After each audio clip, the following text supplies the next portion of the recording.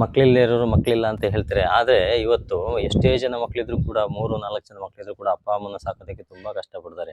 ಇವತ್ತು ಹಣವನ್ನು ಇಟ್ಕೊಂಡಿದ್ರೆ ಅಪ್ಪ ಅಮ್ಮ ಅನ್ನತಕ್ಕಂಥವರು ಯಾವುದೇ ರೀತಿಯ ಆಶ್ರಮಗಳಿಗೆ ಹೋಗ್ದೇನೆ ಆರಾಮಾಗಿ ಮನೆಯಲ್ಲಿ ಜೀವನವನ್ನು ಮಾಡ್ಬೋದು. ಇಲ್ಲ ಅಂದರೆ ಆಶ್ರಮಗಳನ್ನು ನೋಡ್ಕೋಬೇಕಾಗುತ್ತೆ. ಏಕೆ ಅಂತಂದರೆ ಒಬ್ಬ ವಜ್ರದ ವ್ಯಾಪಾರಿ ಇರ್ತಾನೆ, ಅವನಿಗೆ 4 ಜನ ಮಕ್ಕಳಿರ್ತಾರೆ. ಅವನೇನು ಮಾಡ್ತಾನೆ, ತುಂಬ ಆಸ್ತಿವಂತ ಮತ್ತು ಐಶ್ವರ್ಯವಂತ ಆಗಿದ್ದರಿಂದ ಎಲ್ಲರಿಗೂ ಕೂಡ ಮಕ್ಕಳಿಗೆ ಭಾಗವನ್ನು ಮಾಡಿ ಕೊಟ್ಬಿಡ್ತಾನೆ. ಕೊಟ್ಟಾದ್ಮೇಲೆ ಇವನಿಗೆ ಏನು ಉಳಿಸ್ಕೊಳೋದಿಲ್ಲ. ಅವನು ಹೆಂಡತಿ ಮೊದಲೇ ಸತ್ತೋಗ್ಬಿಟ್ಟಿರ್ತಾಳೆ.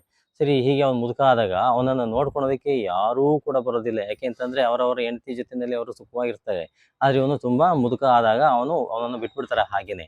ಒಬ್ಬ ಅವನ ಗೆಳೆಯ ಬರ್ತಾನೆ. ಗೆಳೆಯ ಬಂದಾಗ, "ಏನಪ್ಪ ನೀನು ಈ ಥರ ಆಗೋಗ್ಬಿಟ್ಟಿದ್ಯಲ್ಲ, ನೀನು ಇಷ್ಟು ಸ್ವಾರ್ಥಪರ, ಈ ಥರ ನೀನು ಒಂದು ಬಡವನಾಗಿ ಹೋಗ್ಬಿಟ್ಟಿದ್ಯಲ್ಲ" ಅಂತ ಅಂದಾಗ ಅವ್ನು ಏನು ಮಾಡೋಕ್ಕಾಗೋದು, ಏನು ಹೇಳೋಕ್ಕಾಗೋದಿಲ್ಲ. ಅದಕ್ಕೆ ಮಾಡ್ತಾನೆ, ಆ ಗೆಳೆಯ ಏನು ಮಾಡ್ತಾನೆ, ಒಂದು ದೊಡ್ಡ ಪೆಟ್ಟಿಗೆಯನ್ನು ತೊಗೊಂಬರ್ತಾನೆ. ತೊಗೊಂಬಂದ್ಬಿಟ್ಟು ಅವನ ತಲೆ ಕೆಳಗಡೆ ಇಟ್ಬಿಡ್ತಾನೆ.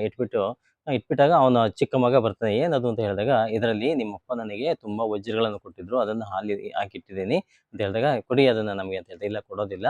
ಇವರು ಯಾವತ್ತು ಸತ್ತೋಗ್ತಾರೆ ಅವತ್ತು ನೀವು ಇದನ್ನು ಡಿವೈಡ್ ಮಾಡಿಕೊಡ್ರಿ" ಅಂತ ಹೇಳ್ಬಿಟ್ಟು ಹೇಳ್ತಾರೆ. 4 ಜನ ಮಕ್ಕಳು ಬರ್ತಾರೆ. ಬಂದಾಗ ಅವರೇ ಮಾಡ್ತಾರೆ, "ನಾನು ಮೊದಲು ಸಾಕ್ತೀನಿ, ನಾನು" ಅಂತ ಹೇಳ್ಬಿಟ್ಟು ಜಗಳ ಮಾಡ್ತಾರೆ. ಹಾಗೆ ಅವರು ಇಬ್ಬರು 4 ಜನ ಕೂಡ ಅವರನ್ನು ಚೆನ್ನಾಗಿ ಸಾಕ್ಕೊಂತಾರೆ. ಕೊನೆಗೆ ಅವರೊಂದು ಸತ್ತೋದಾಗ ಅದನ್ನು ಓಪನ್ ಮಾಡಿ ನೋಡ್ತಾರೆ, ಒಳಗಡೆ ಏನೂ ಇರೋದಿಲ್ಲ. ಅದೇ ರೀತಿಯಲ್ಲಿ ಆಗುವತಕ್ಕಂಥ ಒಂದು ಸಂದರ್ಭಗಳು ಬರೋದು ಬೇಡ ನಮಗೆ. ಅದಕ್ಕೋಸ್ಕರ ಹಣವನ್ನು ಇಟ್ಟಿರಬೇಕು.